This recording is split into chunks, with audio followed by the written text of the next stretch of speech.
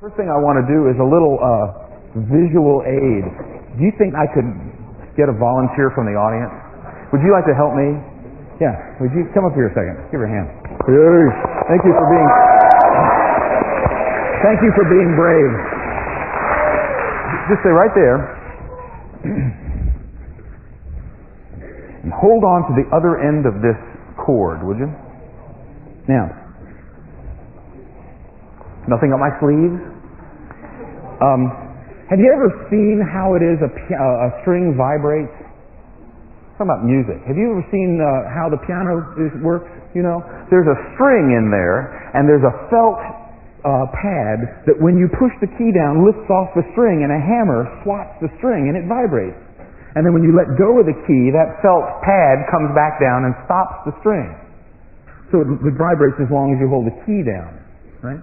Well, when it vibrates to such a degree that you can't actually see what goes on. It's so fast your eye can't pick it up, usually.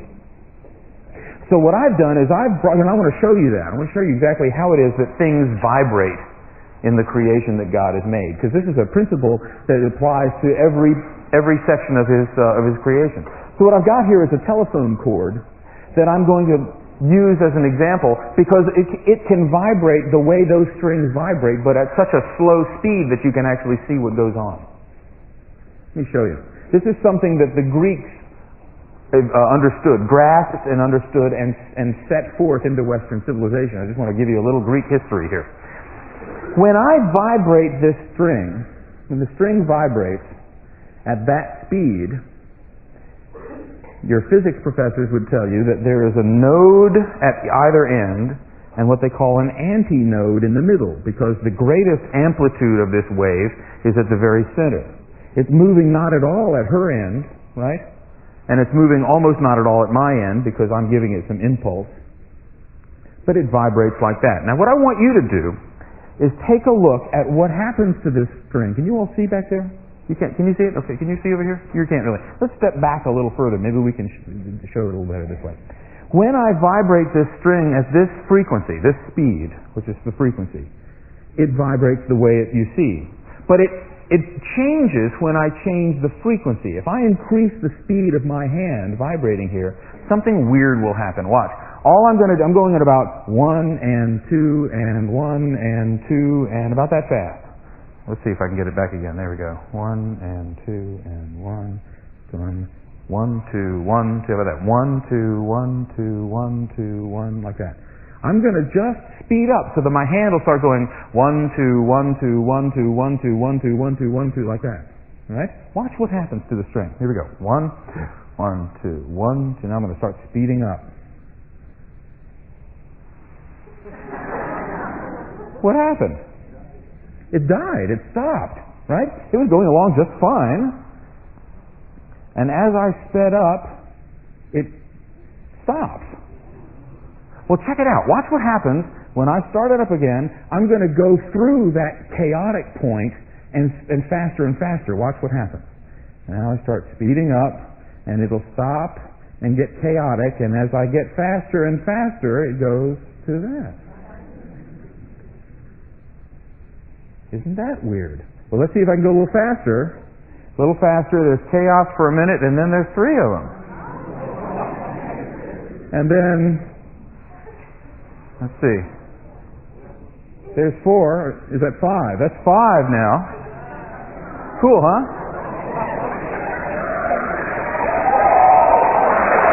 There's 6.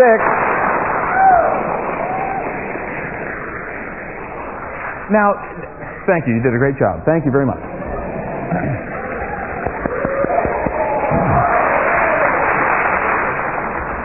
Now, what happens to a string? Those of you who know something about musical instruments, what happens to a string if at the same tension I make the string shorter? Makes the pitch go up, doesn't it? Right? The longer the string, the lower the pitch. The shorter the string, the higher the pitch. Right? So, that string vibrating not only at its full length like that, but at half the length and a third of the length and a fourth of the length and a fifth of the length is actually, this is vibrating so slowly you can see it, but you can't hear it. It actually is generating a frequency, but that frequency is so low your ear can't pick it up. The opposite is true in the piano. The frequency is so high that your eye can't pick it up, but your ears do. It sounds like this. It's vibrating so fast you actually can hear it. Well, imagine, will you, if you will, that whole length of the string being this low C. Okay? If I were to vibrate the whole length of that string, I get that pitch, okay? Now, if I were to find the frequency of exactly half the length of that string at the same tension, it would generate a pitch that's higher, wouldn't it? But how much higher?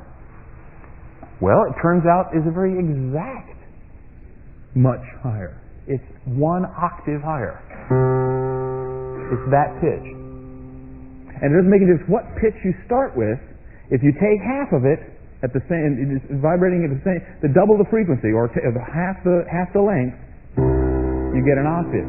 The lowest note and an octave higher. Well, if you find the third of the length of the string, you get a pitch that is exactly a fifth higher than that note. And a fourth of the length of the string is exactly twice as much as a half the string. So it's another octave above that note. It's that note there. So now the original string is that, the half the string, a third of the string rather, and a fourth of the string are those pitches together. Now, what about a fifth of the string? Because I got all the way up to 6. Remember? 1, 2, 3, 4. A fifth of the string turns out to generate that note. And a sixth of the string is twice a third of the string, so it's an octave above this one, or that note. So,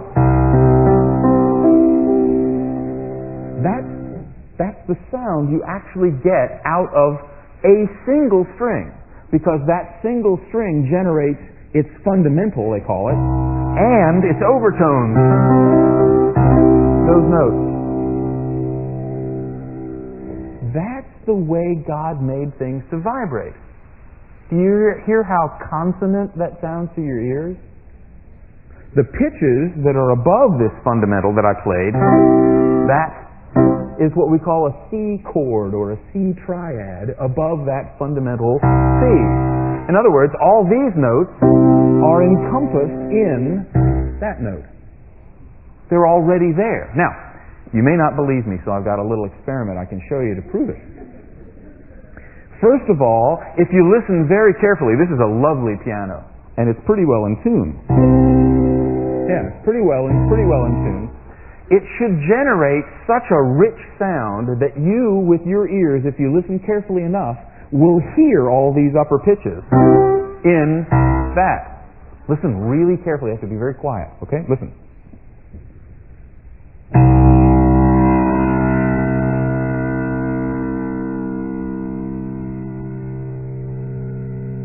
Can you hear them in there?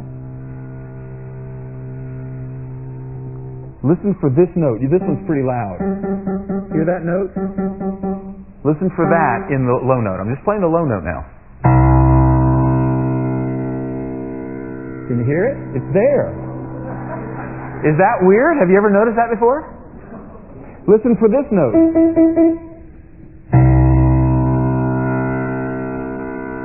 It's there. Can you hear it? Now, just to prove that I'm not making this up, you know, if you press down these keys, you get those strings vibrating. But if you press them down quietly, like that, I'm holding them down now, but I didn't let the hammer strike the strings. I've just lifted the felt off the strings so that they can vibrate freely. What I'm going to do is play that low note and let go of it. And what you ought to hear is the sympathetic vibrations of all these upper pitches in that low note. If these are in that, then these will be heard in a sort of sympathetic way when I let go of the low note. So now you'll really hear it. Listen carefully for that. Okay? I'm just going to push them down. Now listen. You hear them? There they are. Now, just to be sure, let's do this scientifically, just to show that it doesn't actually make all the pitches of the piano vibrate, I'm going to choose these pitches. Let's say those. And I argue those are not in that. It's great to talk without nouns, isn't it? So what I'm going to do is ask you to listen for the ghost of this after I let go of that note. Okay, here we go. Silence. You hear that? Nothing. Now just slide down a half a step, play the exact same intervals, but a half a step lower, the ones that are in the chord, and there they all are. Is that amazing? My point in trying to show you this is not just a cute trick. It's that our system of music, chords and everything, are based on this physical property that God built into the creation of the world. The piano is built the way it is, the violin is built the way it is, the guitar is built the way it is, and all of the wind instruments follow the same principles, only using columns of air instead of strings. They're all built the way they are in order to take advantage of the fact that things vibrate the way they do in the creation. They're built on the way God built things. So music and what we call tonality are actually rooted in the creation. Now the reason I say that is that God built things to be consonant.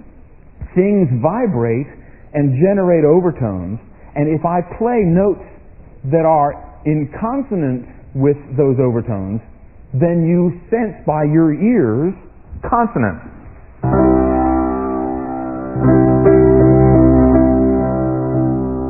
But if I pick a note that's not in that one and play it against that one, like these, for example,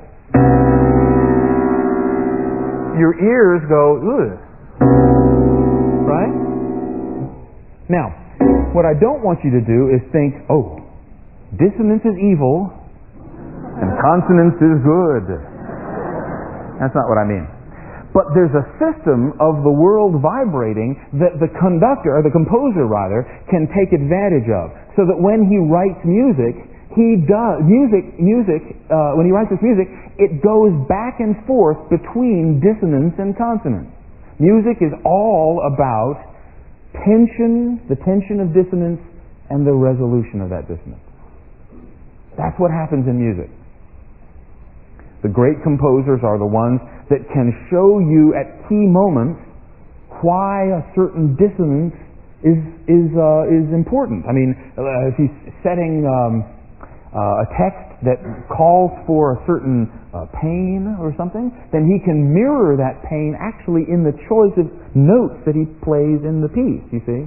If he wants to show at the end of a phrase a certain unresolved dissonance, he has the tools to do it because he has built into the system a sort of consonance versus dissonance connection, relationship. So music actually has those qualities or characteristics because of the fact that God actually made the world the way it is.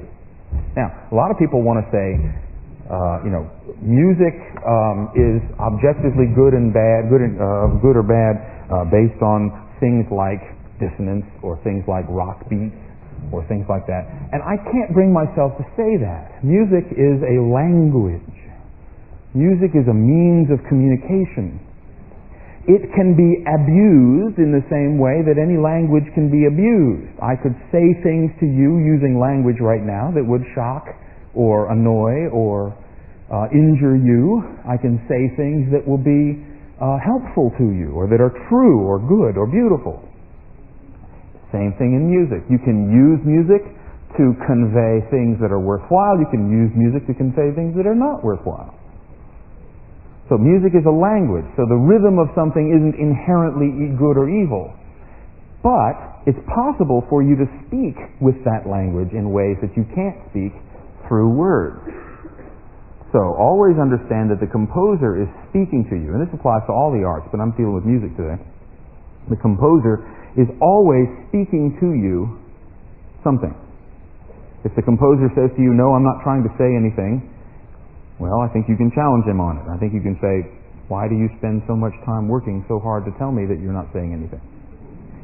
You can say, the fact that you're trying to say nothing is itself a statement. You know what I mean? So music is a way of communication. Well, what I want to do is, this, by the way, this whole understanding of fundamentals and overtones and all that came from the Greeks. It's a very old idea. And even as late as Anton Bruckner, who was a 19th century composer, loved and appreciated these overtones so much that one time he was found sitting at the piano listening to these D flats. Just over and over again. And people came to him and said, hey Anton, what are you doing? And he said, I'm listening to the angels singing. Can you hear all those overtones singing?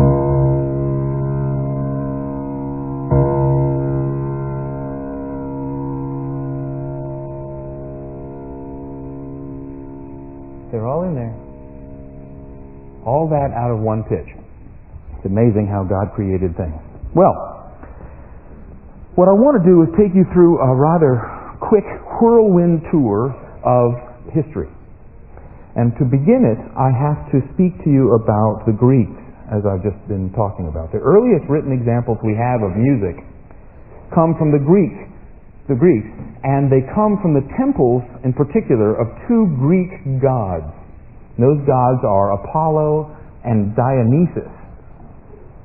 Now, their music was improvised on two different instruments, respectively the lyre, which is a precursor to the harp, and which is used in Apollonian worship, and the aulos, which is the precursor to the flute. You've seen a pan flute? It has a reed flute that has a short reed tied to a longer reed and a longer reed like that, and you play it up and down like this.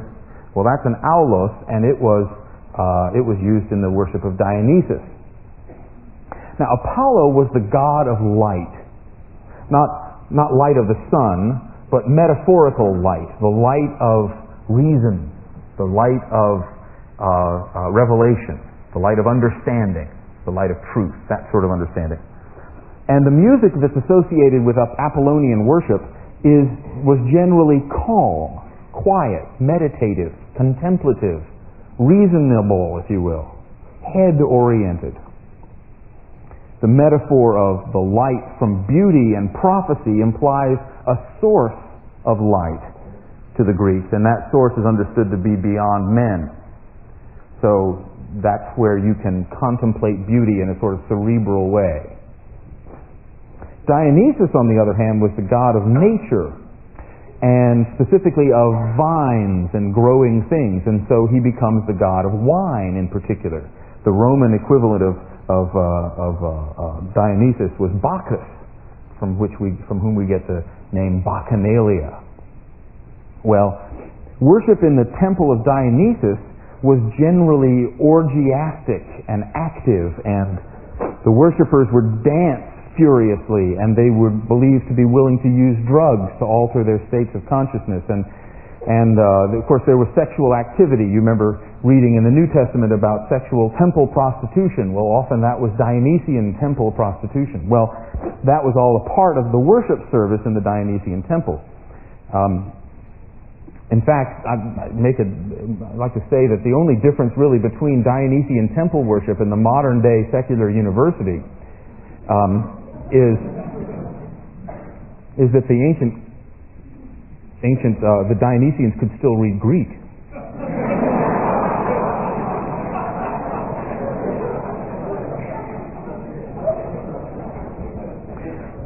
Dionysian, rock and roll and drugs and all that stuff, and it's really about the same. By the way, Dionysian worship is credited with the poetic form of what they call the dithyramb, which is the forebearer of the play, and so Dionysus becomes the god of theater. Just for your information. Now the point is, I bring these two guys up because they actually represent sort of opposing views of aesthetics.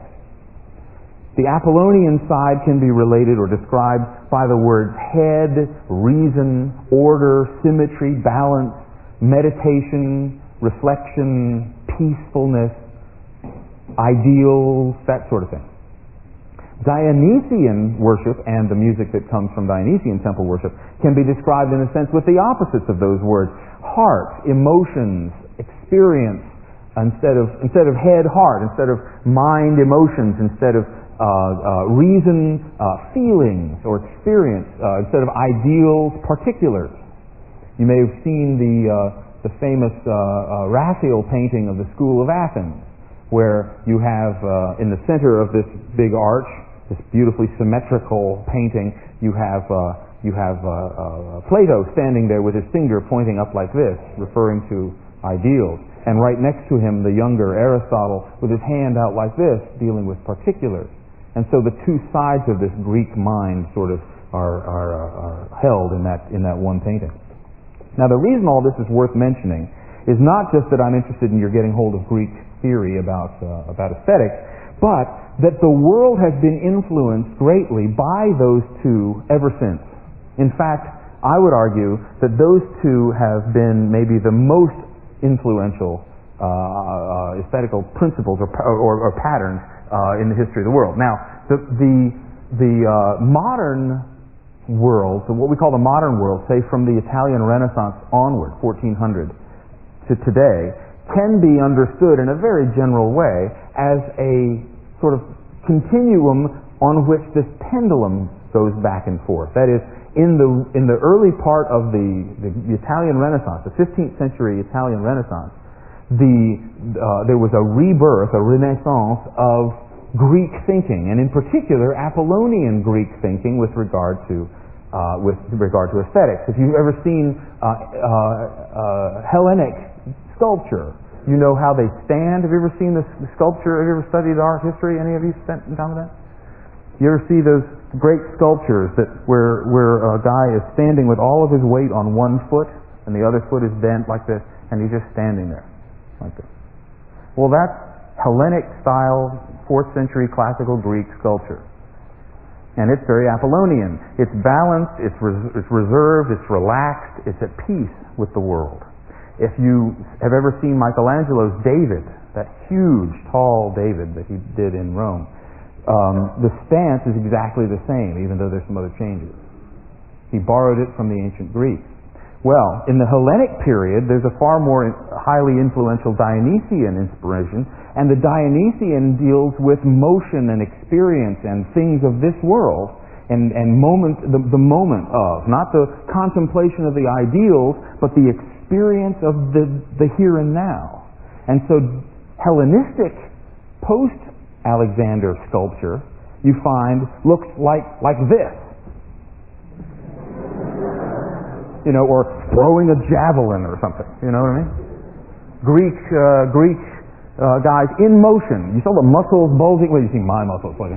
But, you know what I mean? They didn't sculpt me. They sculpted them. Okay. So they were after the moment of the excitement of the experience, the moment of the battle for the gladiator, the moment of the javelin for the thrower, whatever he's doing. The death of the gladiator, if you remember that sculpture.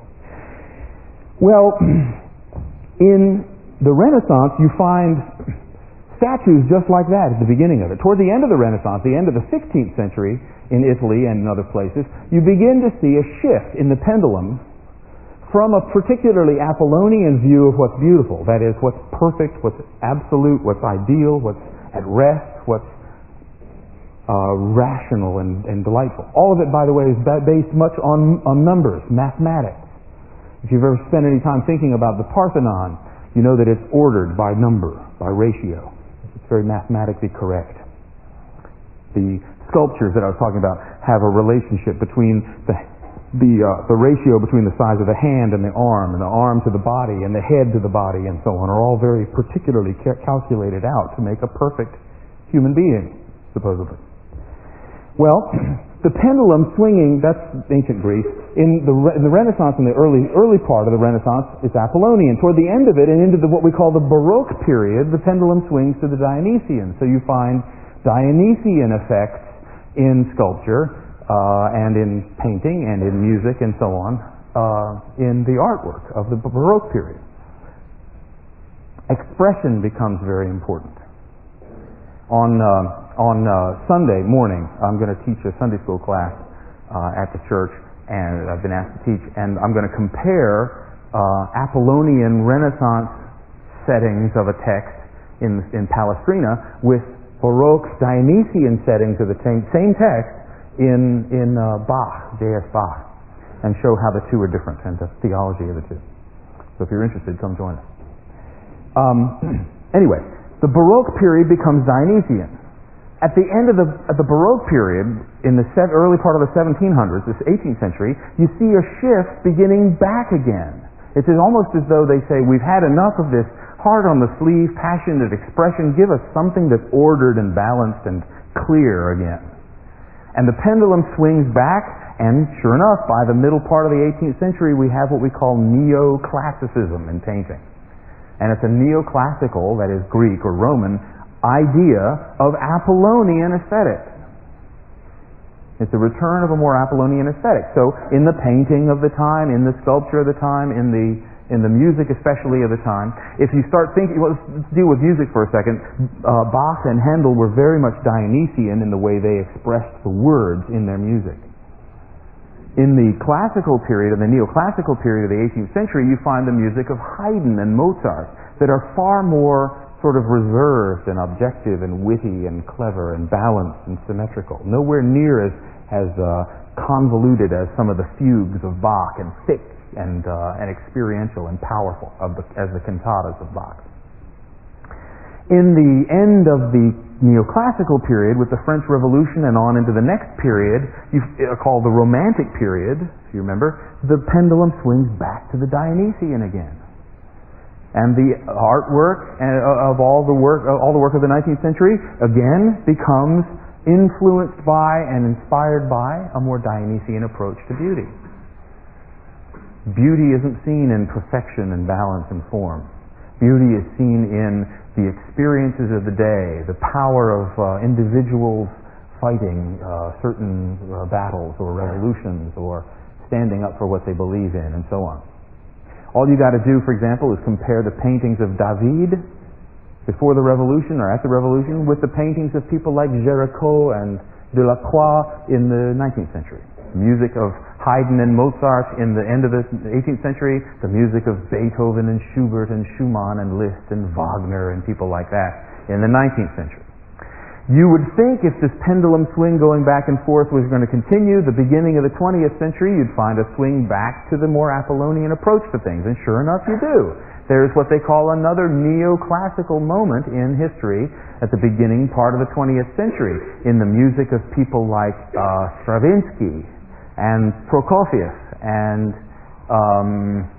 Eric Satie in France and even some of late Debussy's music. So you find, sure enough, there's a sort of clarification and an order and a witty, dry, rational sort of approach to music again. From that point on, in the 20th century, there are all sorts of schools that break loose, and there are reasons for that I'm not going to go into, but the pendulum swing can be seen, I think, very clearly between the two ends of this sort of Greek mind all throughout what we call modern history.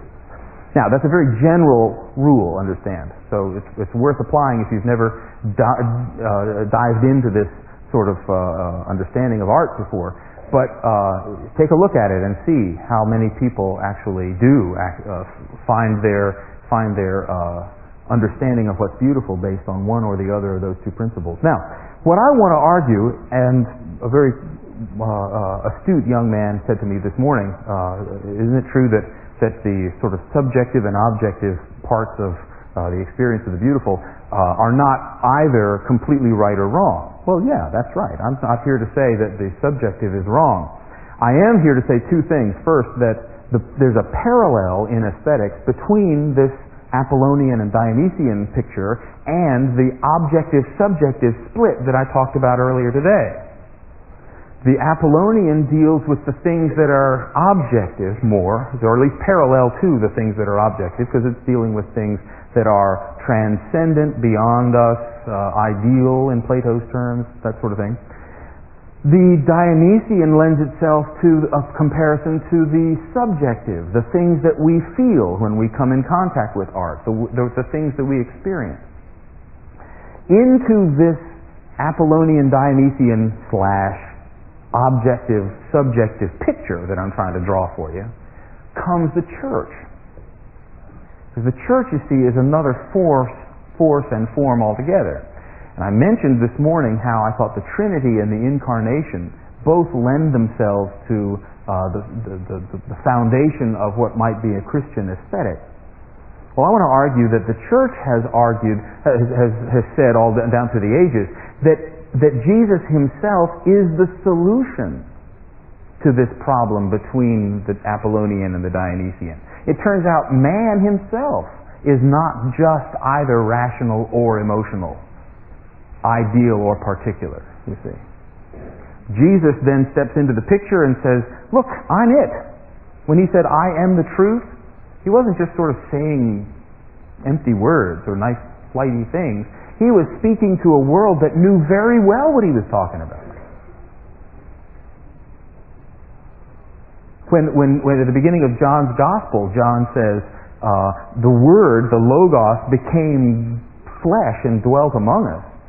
He was speaking to people who understood what Logos meant. The Greeks knew that word. That was a Greek word. They used that all the time. And John came along and said, that idea you've got of the pure, perfect, transcendent mind, this Platonic sort of picture, well, you've finally seen him in the flesh. He stood here and dwelt among us. The Incarnation teaches that. Well, so when Jesus said, I am the truth, he was saying, I am lots of things that he was saying.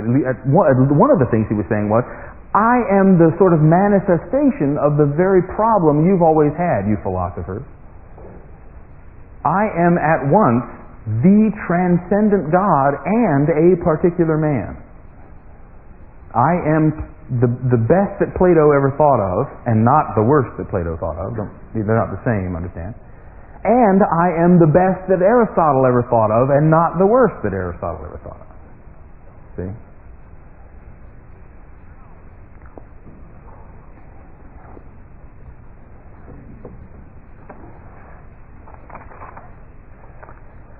Mixed into this history of Greek thinking comes the Christian church with its understanding that Jesus himself answers these questions.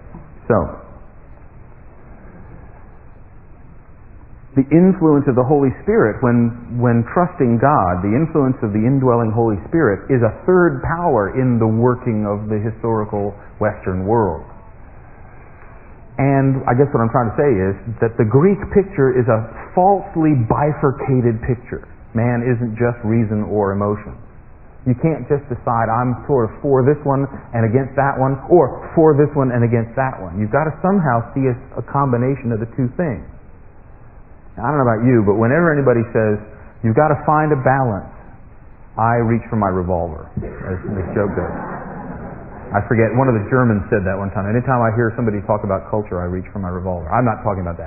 What I'm saying is, anybody says to me, you've got to find a balance between two things like reason and emotion, I say, forget it. It's impossible. I can't find any balances. I'm no good at that. You've got to have a third way to go that you can go completely to. And God himself finds the balance between those two things. Don't rely on yourself to come up with these balances. I'm not sure I can do it. I think God intends for me to follow him, and then he brings balances between these two things. He shows us what the relationship is between our minds and our emotions and our body. The question is, what is that relationship? And I think that's the question for Christians dealing with aesthetics. What do we say? Now, the problem in our day and age is that we live in a time when the pendulum is at one end of the spectrum. And we have to somehow make up for that by incorporating the thing that we're missing. If I were to ask you, after having laid out this pendulum swinging thing, what you think the prevailing view is in our day and age, what would you say? Emotional. Dionysian. Wouldn't you agree? All you got to do is go to a Arnold Schwarzenegger movie and you see that most of what we're about in our day and age is capturing people's emotions, making them feel things. And I want to say, this is sort of off my notes a second, but I want to say that's what happens in the church sometimes too. Because we say we want to have a worship service, but we want to have a worship service that makes people feel like they've been in the presence of God. It's possible to fool us into thinking that we've been in the presence of God because we can manipulate feelings. Don't get lost in that. In aesthetics, we talk about objective and subjective, but the bringing of those two things together is going to be the way that we can see God's hand in the midst of this whole experience of knowing and creating and appreciating beauty. Jonathan Edwards argues that the source of beauty is God Himself. I touched on this a little bit this morning. And that, he says, this beauty can be understood in two areas. First, he says, the beauty of moral virtue. And second, beauty is seen in what he calls the agreement or unity of purpose of the Godhead in the Trinity. That the Trinity Himself, Him themselves, if you want to look at it that way, has a unity and a clarity and an order and a relationship. Unity of purpose and a relationship, an agreeing relationship in the Trinity. And that is inherently beautiful. So, he says, by analogy, there's a mutual, what he calls, quote, a mutual propensity and affection of heart in the Trinity, and then from the Trinity to those things that the Trinity creates. In other words, God loves you. He makes you, and then He extends to you that same propensity of affection that He has within the Trinity. It's an astounding gift.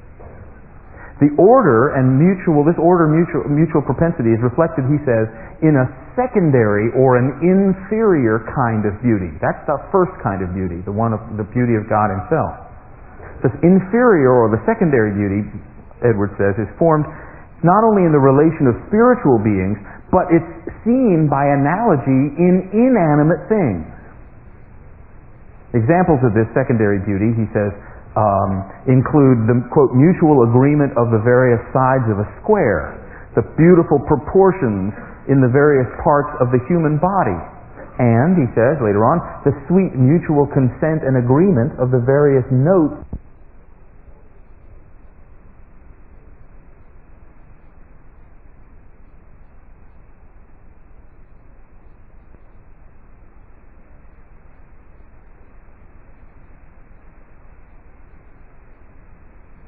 tune. And I'm very glad he said that. As a musician, I'm very glad he said that. Now, this important connection between the nature of God's virtuous character and the secondary beauty of created things is the way that we forge a significance for beauty of the objects in this world. Did you get that? The connection between the things of this world that are beautiful and the beauty of God Himself is significant. The external physical world is formed in analogy to the spiritual world, Edwards argues. God seems to take delight in analogy. He makes created things reflect something of the invisible qualities of His nature and the nature of the agreement among spiritual creatures.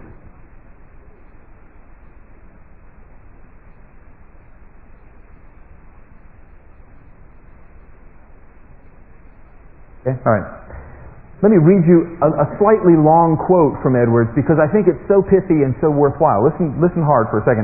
It pleased God, he says, quote, it pleased God to establish a law of nature by virtue of which the uniformity and mutual correspondence of a beautiful plant, the respect which the various parts of a regular building seem to have to one another, and their agreement and union and the consent or concord of the various notes in a melodious tune should appear beautiful because therein is some image of the consent of mind, the different members of a society or system of intelligent beings, sweetly united in a benevolent agreement of heart. And here I would further observe, he says, that God so constituted nature that the presenting of this inferior beauty, especially in those kinds of it which have great resemblance to the primary beauty, as in the harmony of sounds, the beauties of nature, have a tendency, he says, to assist those whose hearts are under the influence of a truly virtuous temper, to dispose them to the exercises of divine love, and enliven in them a sense of spiritual beauty. End quote. Do you hear what he's saying? Understanding and appreciating the order and the relationship and the mutual propensity of spirit in the analogous items in this world, observing that and seeing it for what it is, actually leads you to the virtues, he says, of divine love and a sense of spiritual beauty. Now, mind you, he adds this terrific little phrase to show you that art doesn't actually save your soul. He says this. He says, to those whose hearts are under the influence of a truly virtuous temper, this happens. So in other words, he's not giving up his understanding of salvation or how it is that God brings your heart to right relationship with him. He says, if your heart is already tuned this way, then when you see these things, you will begin to know more and more and more. If I could get one thing across to you this week, it's this. And I tried to say it in the first service, the first time I got together. I'm going to say it again now. Art is for this purpose.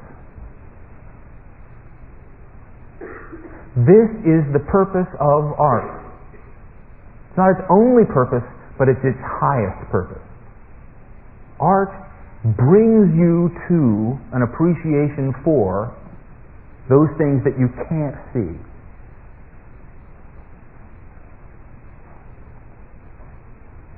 So the point is that beauty is not only a pleasant diversion, which is what it becomes in a culture that has given up God and has focused completely on the subjective.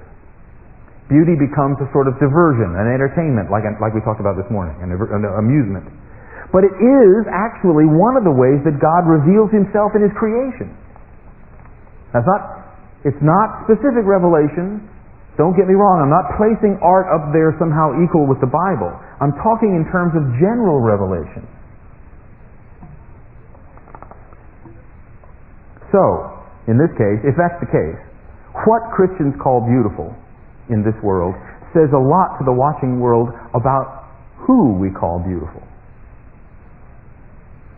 And the bottom line of it, the practical application of this idea is that things that you like, well, hang on, let me put it the other way around. Things are sometimes beautiful whether you like them or not. Things are sometimes ugly whether you like them or not. Things actually have an objective attitude about them. Now that doesn't mean that the subjective is wrong. I'm going to argue that the subjective is an important part of what it means to be a human being. I told you earlier, we've been given the gift to be able to appreciate things and feel when we come in contact with beautiful things. So don't ever give that up. In fact, it's a mystery that I'm really reluctant to dive into and speak away about. It's a very delicate sort of flower I want to reserve and hold carefully. Mortimer Adler says that beauty is both those things that are admirable, the objective, and enjoyable, the subjective. If you find yourself relating to the beautiful one way or the other, if you find yourself thinking really in subjective terms and the objective seems very strange and foreign to you, well, you've got a lot of friends. Not only in our day and age, but I think even great philosophers have said, for example, Thomas Aquinas said, define beauty as that which pleases upon being seen. But if you find, on the other hand, that you are swayed and moved by the objective side and you can't quite bring yourself to embrace the subjective as any good, well, the same Thomas Aquinas argues that beauty is defined as unity, proportion, and clarity. Now, how can that one guy hold two different definitions for beauty? Seems very unfair of him, doesn't it, to sort of sit on the fence like that? But it's not. You see, he understands, I think, what Edwards is talking about, what I'm trying to get across here, that the combination of the two actually is the appreciation of the beautiful. You can't let go of either one. You must hold them together. Well, that's a lot of what we think, isn't it? I really loved that song in church the other day. It made me cry. Is that how you evaluate it? I'm trying to say, don't stop evaluating it that way. Only start evaluating it objectively as well. And that means in terms of three things. Performance, composition, and content. Those are the big three objective things to deal with. To evaluate those three things means you're evaluating, whether you like it or not, you're evaluating what's going on in the work and not just how you felt when you saw it. So include those in your consideration. Now, what would be great is if we could find in ourselves to learn to enjoy those things that are admirable, to use Mortimer Adler's words. To sort of tune our sensibilities of enjoyment to connect up with those things that are actually objectively beautiful, too, that are admirable in and of themselves. And I think part of the result of the fall is that our sensibilities have been broken free from our understanding. And what I think this generation really needs the most is a retooling or a restructuring or what's another word for that? Recalibration, sort of our sensibilities. For example, if you go to a movie, most of you probably don't do this, but a lot of folks do, go to these sort of mad slasher movies, horror movies, where some insane person is carving people into little bits and so on. It's horrifying, but people go to them and laugh through them. Have you ever, If you go to one of those and you find that doesn't bother you, seeing human beings murdered and abused that way, and then you go home and you turn on the TV later on or something and you come across a Hallmark card commercial where there's a little kitten in a tree in the rain, Or the soldier is only 24 hours left of his leave and he's calling his mom to tell him he loves her, in the rain or something. And you find in yourself a little tear forming in your eye, Well, there's something wrong with it.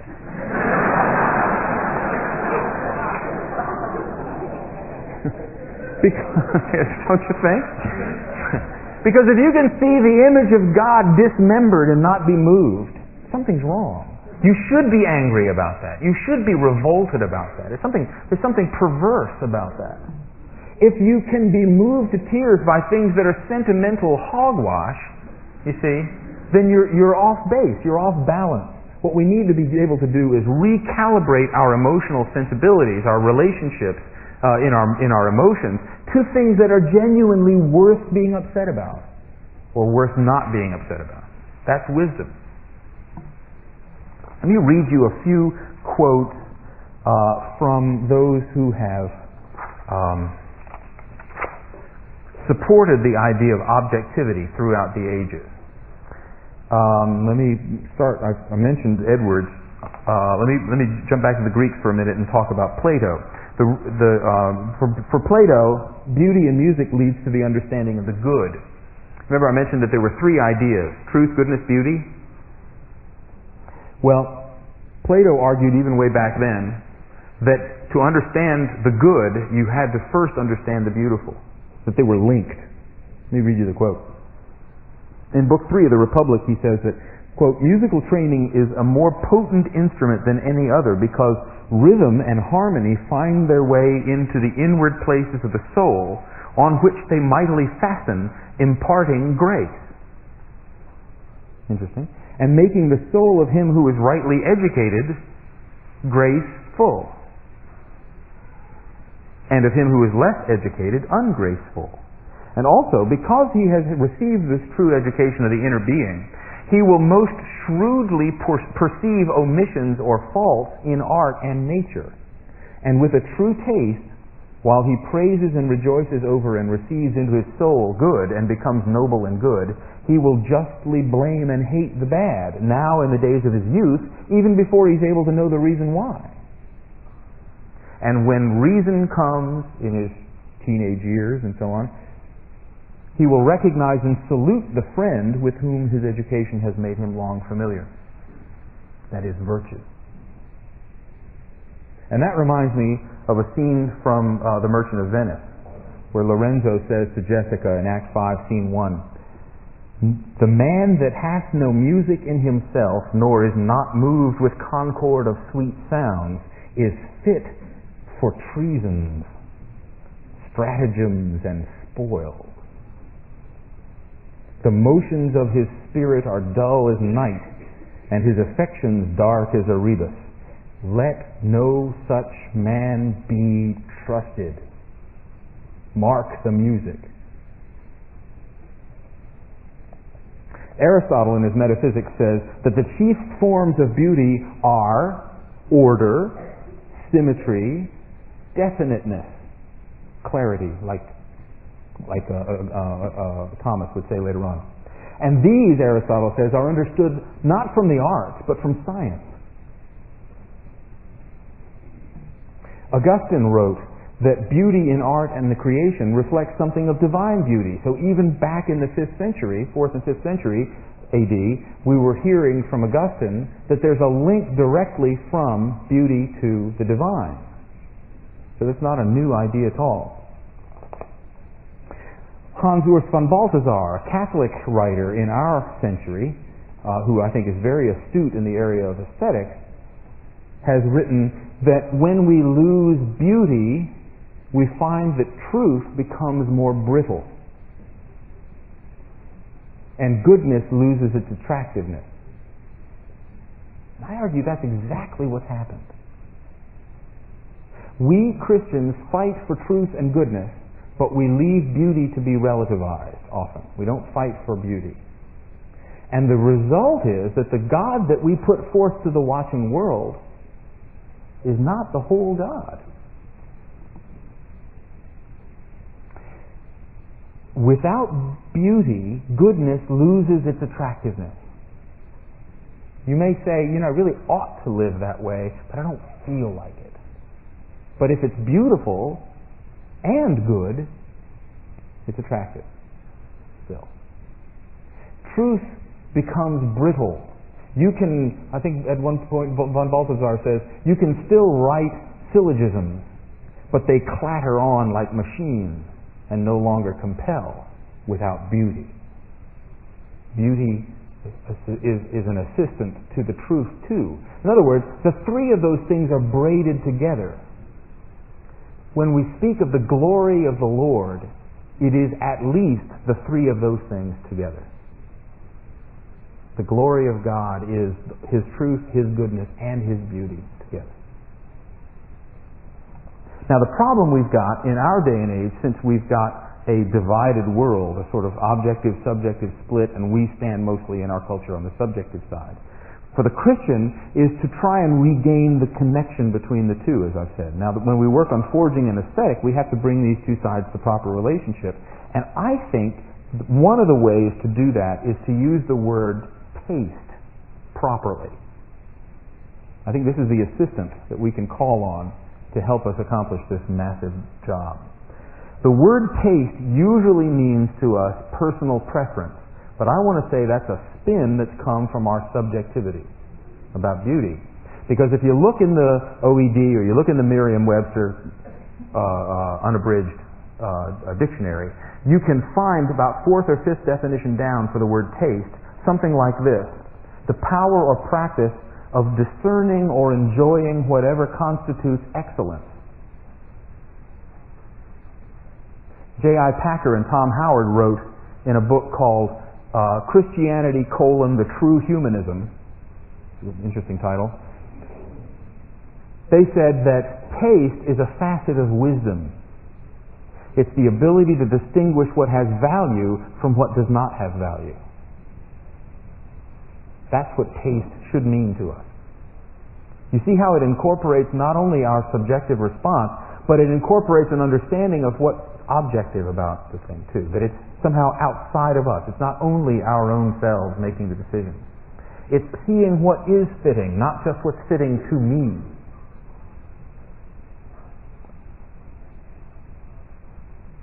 There's a problem regarding the combination of the two sides, and it comes up when we make the mistake of confusing one for the other. Objective excellence and subjective enjoyment don't have a one-to-one relationship in our fallen world.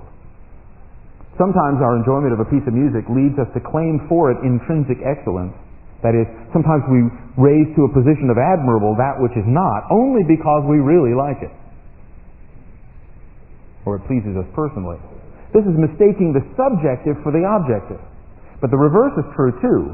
We can make the opposite mistake when we insist that everyone enjoy a piece of music that has many admirable qualities. I could say, hey, this has lots of admirable qualities, and you ought to enjoy it. That's not necessarily going to happen either all the time. It's not easily one-to-one that way. So don't try and make it, okay? More profoundly, there's a problem when we embrace only the subjective side, though, and that's what I think is going on today.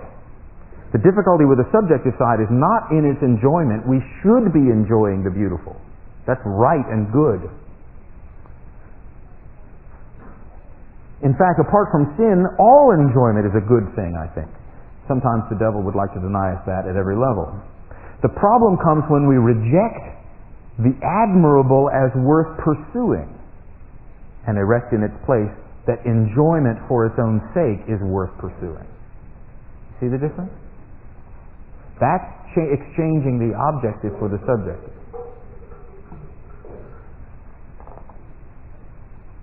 So aesthetics becomes relativistic when the concept of objective beauty is discarded in favor of pure subjectivity. That is, judging by only what makes us feel good. And it happens that for some reason we seem more susceptible to that error today in the area of music. Now, if the admirable were always found enjoyable, there wouldn't be any problem. We'd always choose the admirable even if our only criteria was the subjective. Because as soon as we felt good about it, we'd know it was good. But it doesn't work that way. You can have actually a sort of false aesthetic experience, if you will. It's possible. You can usually find a telephone company commercial on TV to bring a tear to the eye, or hear a popular song that seems so sincere. You know? I believe the children are the future. You know? Raise them up and let them lead the way. Give them all the love you have inside.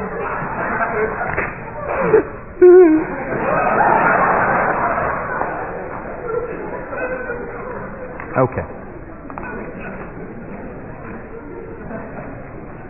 Now, I don't mean that everybody who writes a piece of music like that is consciously trying to manipulate your feelings, but it can happen. It can talk you into feeling things that if you looked at it for a minute, you'd go, what am I doing? Right?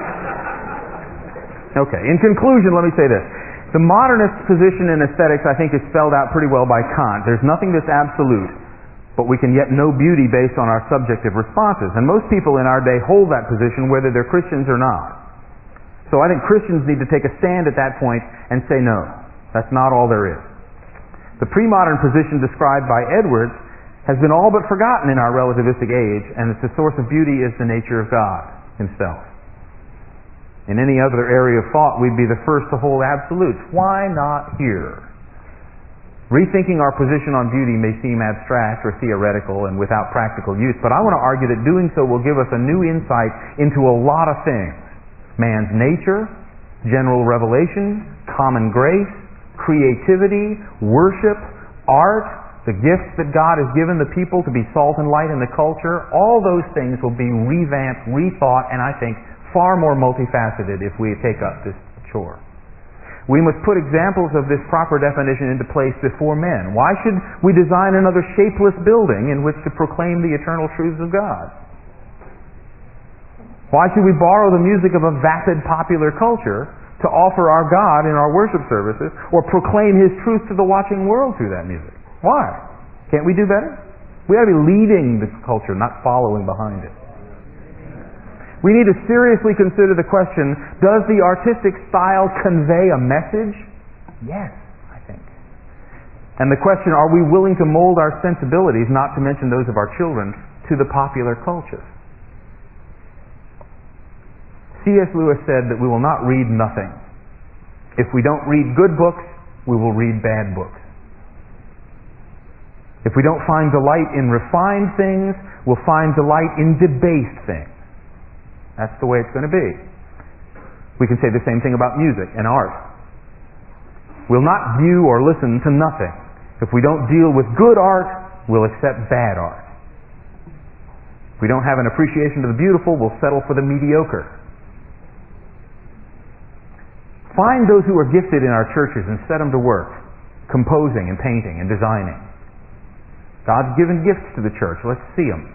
Let's hear new music composed by our own congregations for the glory of God and the edification of our souls. Let's see it. Guided by spiritual leaders who are serious about working out aesthetics from a Christian worldview. In doing so, one day we might find an envious world hungry again for the rich life that we have in the church. That's not the way it is now. If we do not establish a new aesthetic for the church before a watching world, we'll have squandered much of our spiritual inheritance and missed something that God has revealed to us. In past centuries, the church has set the cultural pace for the culture. Will we regain that place? One way to do so is to rethink our approach to aesthetics based on incarnation and Edwards' thoughts that beauty is more than just in the eye of the beholder, it's in the heart of God. Thank you very much.